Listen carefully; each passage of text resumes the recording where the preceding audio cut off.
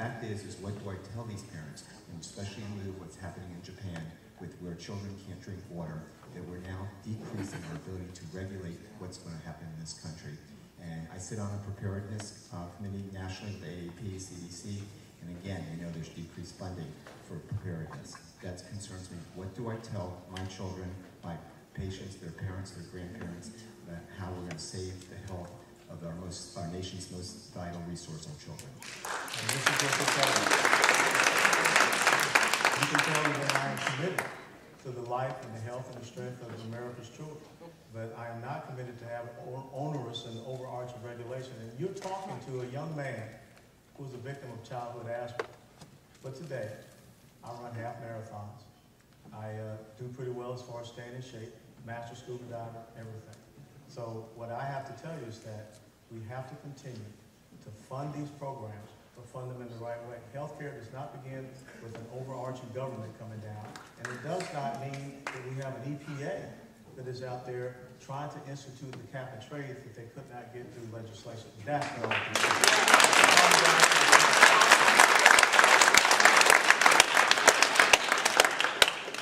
Okay, it is 8:40. 10 more minutes. I get my question. 10 more minutes. And I'll stick around for Good evening, Congressman. Yes, my name is John Foley. I live in Boynton Beach, Florida. Yes, sir. The question I have is, in view of what's going on now at Fukushima in Japan, the nuclear power plant there, do you think it's good policy that now, under the Price-Anderson Act, U.S. nuclear power plant operators are indemnified for all losses over the coverage of their private insurance? That is, according to the website I saw, that any catastrophe or catastrophes that involve more than $12 billion, the U.S. taxpayers on the hook, and that's under the Price-Anderson Act. Do you think that's good policy? Do you think Congress ought to take a look at that? Well, I will tell you that I am not very familiar with that piece of legislation, so I'll have to go back and do my homework on it. But I think when we look at the nuclear situation we have here in the United States of America, the biggest thing that we need to do, we have nuclear reactors that are anywhere near fault lines. We need to do testing and fail-safe system analysis. If we have nuclear reactors that are near shorelines where you can have a tsunami effect, we need to look at the backup generation to make sure, once again, that they cannot be flooded out. I don't want to see us, shortcutting the 20% that nuclear energy does provide. But the thing is, what we have to look at is it comes back to that other thing we talked about earlier with healthcare. We have to look at tort reform. We have to look at the fact that we must start talking about capping this catastrophic litigation. We've become a country of litigation. And I think that is going to really I'm just saying there's a huge obligation that the taxpayer is going to have if we have a Fukushima type of catastrophe. Yeah, absolutely. And so what I'm saying is I don't fully understand the Price-Anderson, so I'll have to go back and research that. And, if there's something that needs to be looked at, I will bring that up to the Energy and Commerce Committee with Fred Up.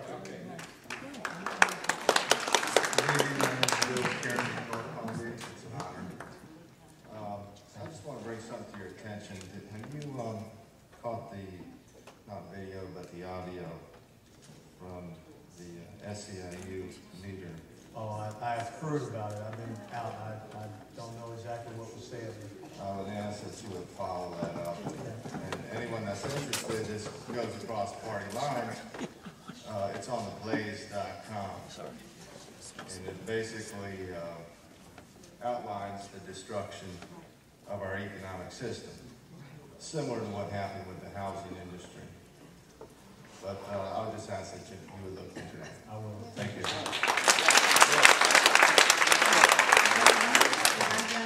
I'm from Delray Beach, another pediatrician, worried about the health of my population. Okay. But I worked both. I had my own practice, so I'm a small business owner. I now work in a community health center.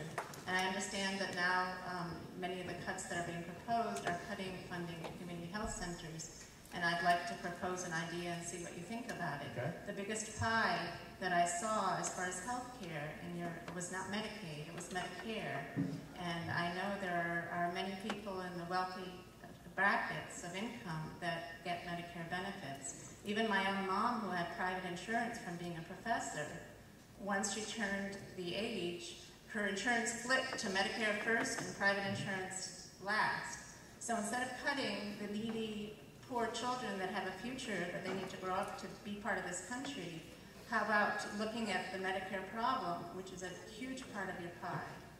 And that's what I talked about, the fact that we're looking at going to a defined contribution for Medicare instead of the fee-for-services. And we have to also look at, these different parts, these different stovepipe systems, how we can consolidate and make it more effective and more efficient and get rid of that fraud, waste, and abuse. But another thing, we're talking about the health of our children. If we continue on with the debt and deficit that we have, that affects their health as well, their fiscal health. Yeah, but cutting education affects their health. Cutting the community health centers, cutting the health department down here in Florida. Well, let me give you There's all these cuts of where we're let me give you a statistic. Let me give you a statistic. Let Let me give you a statistic on education. In the late 1970s, when we split out the Department of Education from Health, Education, and Welfare, the Department of Education had about 450 to 500 employees. It had a budget of $18 billion a year. The Department of Education in the United States of America now is over 4,500 employees. It has a budget of $80 billion a year. If we believe that there is where we should be investing our money as far as education, I'll ask you, in that same period, since 1970s to now, what has happened to the standard of education in the United States of America? Services for the children. So that's not the bureaucracy working at the health center. I'm talking about the garage. Yeah, bureaucracy's got to get rid of, but we need to have fun to serve the needs. Okay. Last question, and the temple has to close up. I just got told. I was staying here. I'll go out in the parking lot. Yes, sir.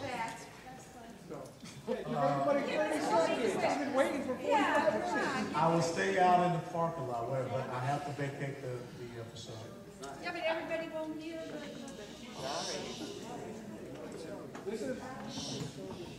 Can I proceed? Yes, sir. My name is Paul Morgenstern. I live in West Palm Beach. Yes, sir. I think you've done an excellent job in defining the problem, Congressman. But my sense is that the Congress is not willing to make those hard decisions. It's my understanding that there's already a commission that wrote a report on how to bring our budget into balance. Yes. I'm sure you're familiar with that report. I have not heard a single thing where any of those provisions have been considered by the Congress to implement them. No one is willing to take a stand, and make those hard decisions. What I would ask of you is that next time you have one of these meetings, that you present to us your thoughts on which of those strategies you would support. Well, what I will have to do is, that's one of the things, again, you get with the Budget Committee, you get with the Ways and Means Committee, and what I will try to bring back to you as the fiscal year 2012 budget resolution has to be done in the month of April. So hopefully by the next time I come back down here in the month of April, I'm able to tell you what is the 2012 budget resolution that comes out of Congress to move forward for this country, which will take us looking out into the out years 10 to 20, 25 years.